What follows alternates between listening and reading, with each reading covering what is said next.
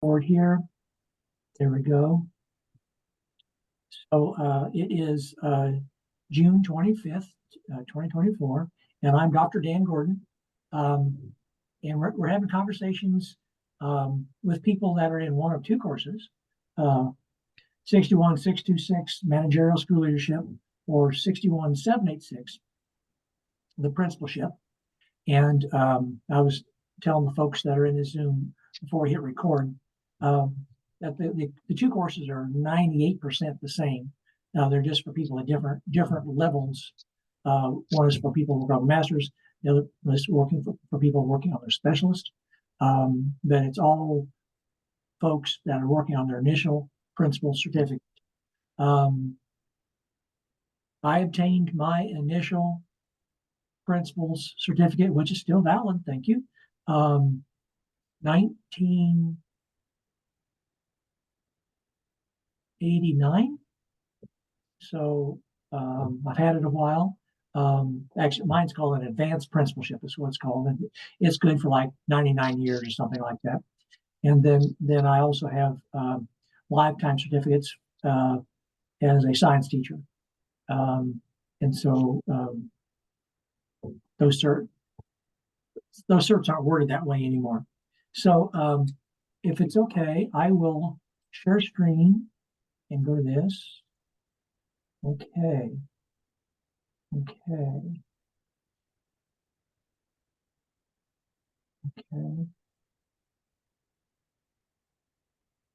Matthew, can you see my screen? Very good. So this is site's called a BP site, which is a blueprint site. This is where I do my work, and then I hit sync, and it filters through all of the other sections. So I have to be careful if I can make a mistake in this site, it doesn't really impact anything else very much unless I hit sync. Anyway, so how this is set up is that I am the overall professor, the associate professor of record. I am the main keeper of the flame, I call the main editor for these two courses in our department. And so when things need updated or somebody else is going to teach it, they get their sites from me. I am the first, because I oversee the whole process. I also do the initial grading of 61626 section 80, and then Dr. Fott does 81, 82, and Dr. Williams does 83 on the managerial side. And then on the principalship side, I do section 80 and 84, and Brian Lynn does 81, 82, and Dr. Kinsey Bond does 83 and 85. And what that means is that if this is your, and I know there are people in here, this is the very first course, because we have open enrollment. And so what that means is that for the instructional associates that I mentioned, they do the grading in your section and answer routine questions and so on. And they're experienced school administrators. And they are still at their, they're still practicing school administrators. I have, it's been a few years since I've been a principal. So the things I try to put into these courses are rather global in the leadership world. And I'll talk my way through that a little bit. The major sticking point is this Missouri Professors of Educational Administration performance assessment. And so the state of Missouri asked our professional organization, MPEA, Missouri Professors of Education Administration, to create, grade, facilitate, track, all that kind of stuff. They gave us the task, really, of administering this. And so this course, this assessment is the same for any other leadership program, principal-based leadership program statewide. They all take this assessment here. And so I have I also am one of the people that grade the final capstone course. And so I have found that it's much easier for me to grade them if people got off to a good start here in this course. And so I have information here, and really one of your assignments is to talk about your stat. Well, I mean, go here a little bit. I have I've tried to include information here, examples here, and you'll want to take a look at this.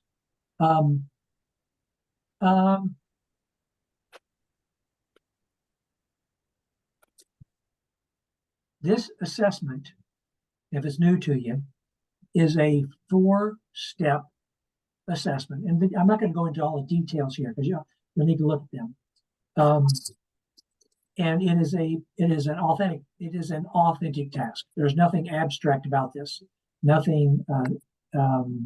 It's a real thing where you and your colleagues, you have a team, and you identify an issue related to instruction. I keep using the word instruction,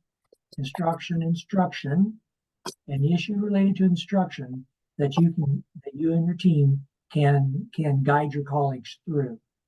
And so you place yourself in the role of a principal, okay? And you have something that you want to address in your school, and you put a team of teachers together, and you work your way through it. And it all boils down to, I'm going to say instruction again. And this I mentioned sticking points. This is a big sticking point. People getting off to a good start. The rubric is written in past tense with the assumption that you did this. And the step 1 is where you identify an issue related to instruction in your school. This is not a compare and contrast. This is really not, I'm going to see phonics whole language. It's not, it's really, it has flavors of action research, but it's really not.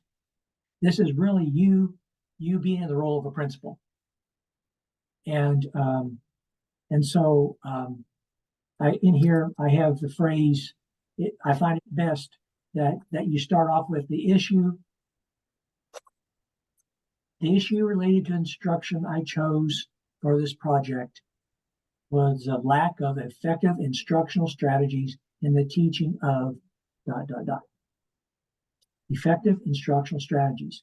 So I also, as I get people feedback on this, I talk a lot about what professional development, what new, it gets more detailed, what new instructional strategy will you and your team share with your colleagues to address that issue? Because we're talking about classroom instruction. This is not about just improving MAP scores. This is not about having a better peer observation system. This is not about having a better academic hour. This is not about having a better daily schedule or daily bus schedule. Okay? This has to be about what you're asking teachers to do differently in the classroom. And so when I grade and this project is to be 80-90% done by the time you get to the 10th course in your program. Okay, so it's the type of thing that you're working on. This is an authentic task. So if you haven't started on this, then August is a great time to get started on it. Meet with your people that you're building leadership. Meet with your colleagues and say, I have to do this task. What do we have a need here? Now, in some of the other courses, you will identify needs in your district or your building, and you can use the germ of that idea for that. Okay, but it doesn't fit exactly. This is not quite exactly 100% the same thing. Okay, so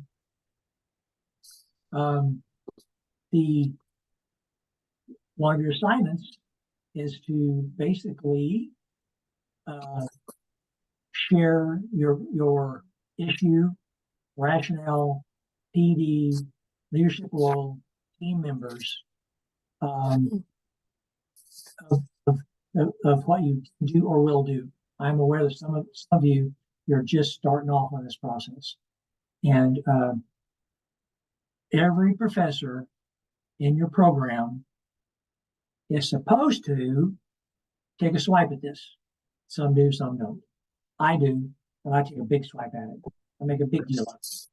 Okay, and so you have, this is a true assignment. This is a thread discussion. Okay, what I usually don't say in my thread discussions is that you have to post on Wednesday night. Okay, I've gone back and forth on that. Right now, this doesn't say has to be by Wednesday night. Okay, so okay. I have found that if people don't get off to a good start, they fight their way through the MPEA. I have found that some people make it too complicated. I say pick one instructional issue. Make it clear and concise. You don't have to reinstate the wheel. I have a lot of people that say, well, I want the students to be more engaged. I say, well, then give Kagan style professional development and use that as your basis. Okay, that's pretty straightforward. So you don't have to reinvent the wheel. It doesn't have to be district-wide. It doesn't really say how many teachers you need to work with.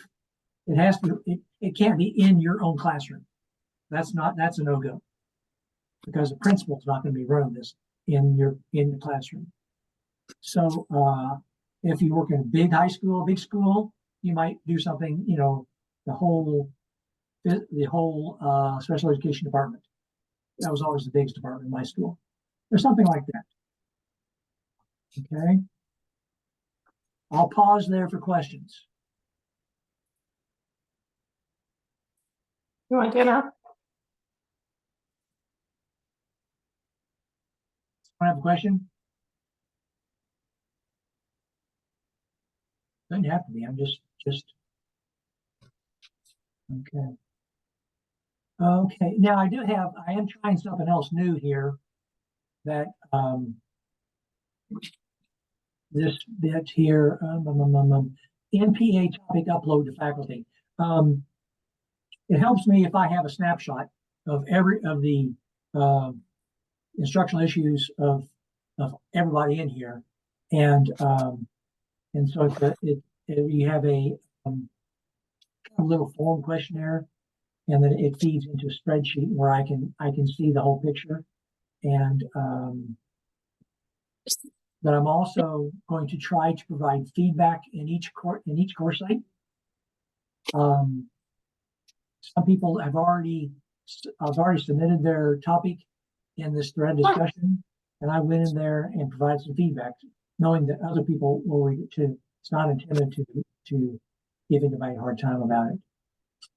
So I'm going to just keep rolling along here, and then you feel free to stop me if you have a question, or just wait till the end. It doesn't really matter.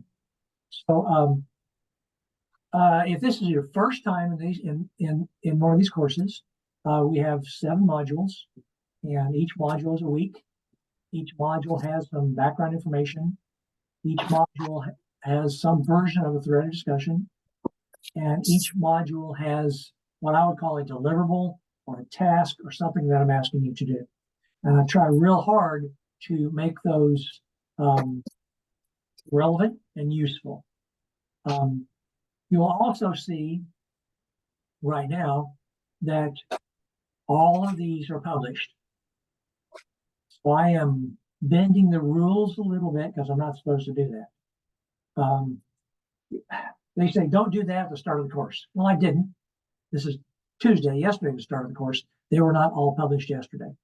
So I have found that in the summertime, especially because I ask you to do a lot of interviews, and you need to look forward and plan that. And I know people are all over the place in the summertime. And So I just, and really I'm supposed to wait.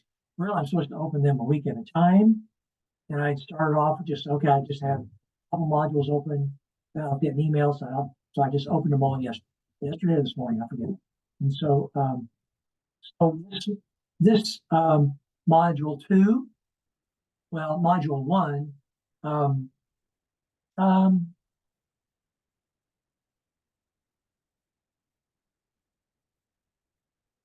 the Dr. Whitaker stuff that's in here, admittedly, is not brand new, but it still drives good conversations. And so it's kind of that way with a lot of things in here. That with my undergrad students, I talk a lot about Harry Wong, and Harry Wong is far from new, but I have a hard time finding anybody that does it better. And so my goal with the thread discussions is to throw out information that you chew on and you talk to a practicing school administrator about, which I think is more valuable than hearing me gab anyway. And so that's what you're asked to do with module 1. Introduce yourself, a video there, and principal interview. And then module 2 is a safety audit. Now, the safety audit is supposed to be, must be in a building other than your building. We call it your secondary level. So if you're a high school person, find an elementary. If you're an elementary, find a high school. If you're in a middle school and your setting is more secondary than elementary, try to find elementary and vice versa. And this is something we started a couple years ago to help you get practicum hours in elementary or high school or a different setting in your setting to help you get your K-12 certification. And so, and really, it's just a good idea anyway. And so there's information there, the safety audit.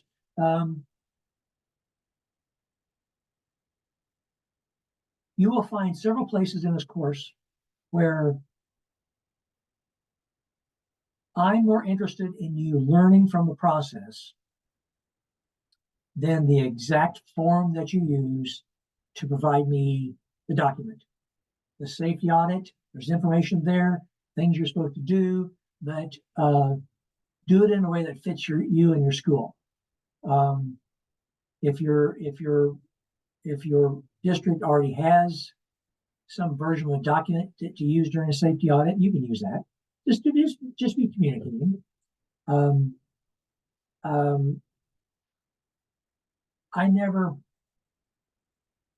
I try to be a very pragmatic principal, and so I try to be pragmatic here.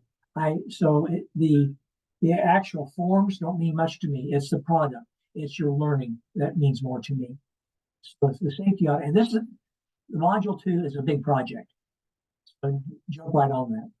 On the master schedule, there are places in here where I'm asking you to gather information and do a presentation through Zoom or well, it could be Zoom, a PowerPoint or Prezi or the software doesn't matter.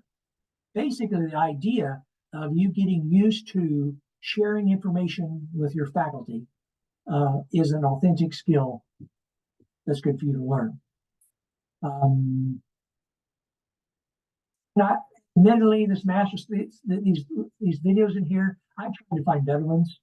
I'm not a fan of them, and I don't think they are not the strong point in this. The strong point in this is you talking with someone about how the master schedule is created in that school. Okay, that means a lot more than the videos, because I spent a lot of time trying to find better ones, and my dissertation was in trying to compare traditional schedules with a block schedule, which was the thing in the late 90s when I was doing all that. It's not quite the thing that it was. What I learned in that is trying to compare a traditional schedule with a block schedule. I learned it's not how you organize your day. Good teachers will shine either way. My teachers like the block schedule better, but the traditional schedule where you see your kids every day has a lot of benefits. If my school was big enough, I was at high school about 1,000 kids. If it was bigger, I would have had a little bit of both in there. Just made my head hurt to try to come up with a way to do that. So we had a 4x4 block schedule. So then the handbook is kind of the same way, where you do a presentation, you talk to people, you learn about it, and you do a presentation. Now, this decision spring crisis, the software will work when I know it works for you. I have it in there and I test it, and it works for me weeks ago when I put it in there. We will see. If it doesn't, email me real quick and I'll work on it. But there's a safety decision simulation where you place yourself in the role of a school leader in a crisis situation. Heaven knows how many of those I was in 19 years as a school leader. Just, you never know. It happens all the time. Probably my favorite one, and a lot of people say it's their favorite, is interviewing staff, support staff. That's something a lot of people don't think about doing. And I think we tend to take the secretaries and cooks and custodians and bus drivers for granted. And so it helps to do that. Be aware this short week means that the assignments are due on a Friday and not a Sunday. That's just how the calendar falls. And so, and it's also where we have the field experience log. You will build, there's a form there, and you will get your hours. You just document what you do within the course. The time you spent interviewing, the time you spent working on the stuff. Don't go out and look for other projects to do to get practicum hours. I had to do that a zillion years ago, and it was a complete waste of time. So building level finances, this is about how a principal handles money. And it's not so much about free text money, a little bit of that. But it's not about what used to be just called the foundation formula in Missouri. It's not that. This is about the mistakes that I made as a first-year principal, and try and help you get around that. So, okay, that was a lot of gabbing.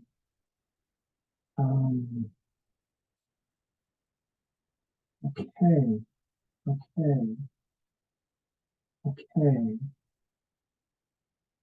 Questions from anybody in the audience?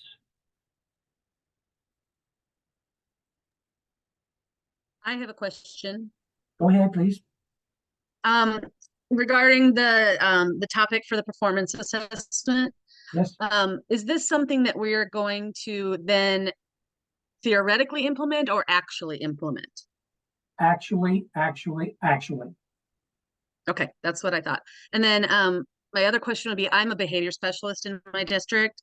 And so, of course, a lot of the things that I focus on are classroom management, behavior, things like that. And we are actually working on implementing a new classroom management strategy within our building. Is that something that I could relate to instruction if it's a classroom management type of a thing? Well, I contend that good classroom instruction heads off, and you know this, good classroom instruction heads off a lot of stuff. Okay? Yeah. So let me sidebar just a touch. And maybe not to the depth that you're going into, but I've had people want to dive into classroom management, which makes a lot of sense. I see, and then I start saying that again, good classroom management heads off stuff, and a lot of it has to do with kids with too much time on their hands, or they're not engaged. And I say, well, what engagement strategies, what engagement instructional strategies make students be more engaged so they're less likely to misbehave? Okay. That's how I put the makes spin sense on that. So I am aware that what comes out of the teacher's mouth as they're working through the lesson plan, because whatever you come up with should be evident in the lesson plan. And if I was coming in to observe the teacher's classroom, I should be able to see it in action. Right. Sometimes we have people, sometimes I'm going to drive on a little bit here. Thank you for the question, because it's given me more fodder to drive on. Sometimes people want to implement a peer observation process among the teachers. Great idea. But I said, okay, when they go into each other's classrooms, what are they looking for? What are the look fors? Mhm. Pick one instructional strategy. It could be a Kagan strategy. It can be Mhm. priority questioning. It could be an engagement strategies. And so they can Okay. watch each other teach and look for that. So the same way with the management thing that you're talking about, you could have teachers looking at each other's rooms, going and Mhm. walking into each other's rooms and looking for that strategy that heads Gotcha. off this behavior. Perfect. Yeah, that's great. That answers my question. Thank you. Okay. Any other questions?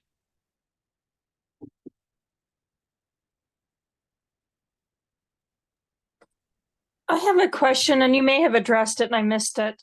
Okay.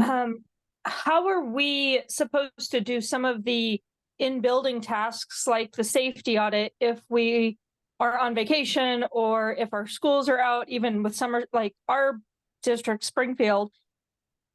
Once we do our first summer school, subsequent summer schools are all via launch, and so buildings are all closed. Email me, email your instructional associates, and we'll work our way through it. That is an issue with, well, I'll put it this way. It's an issue with all our that run in the summertime when people need access to people or whatever.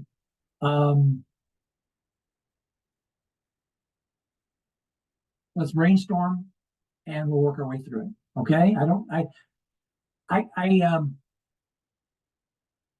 I'll answer this way is that I'm aware it's an issue or can be an issue.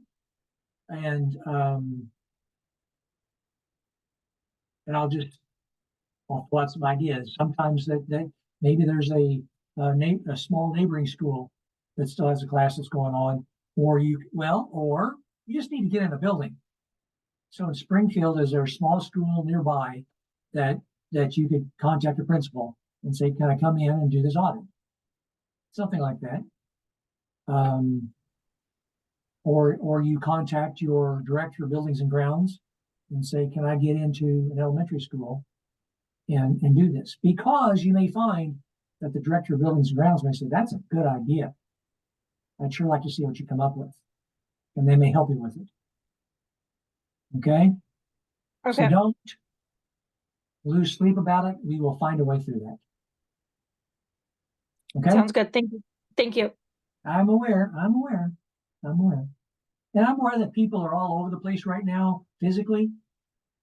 And I get emails from people that are going to be here, there, and Jamaica or wherever, and that kind of stuff. And I had to tell one person that I said, well, I was in New York City last week and I had my laptop because I was helping prepare for this class. So that's part of that's just being in grad school. Your laptop goes with you. And when you get the kids to bed in your hotel, you fire up your laptop. That's just what we do. But I say just communicate with us. And if you have a family crisis, I've heard from more than one student of any of these sections they're having a baby. And then we'll work our way through it.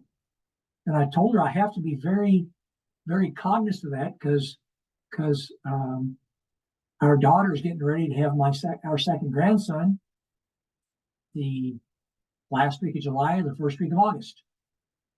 And so I said, well, I'm very aware of the stresses of trying to do this stuff when you're that far along. Okay. Any other questions?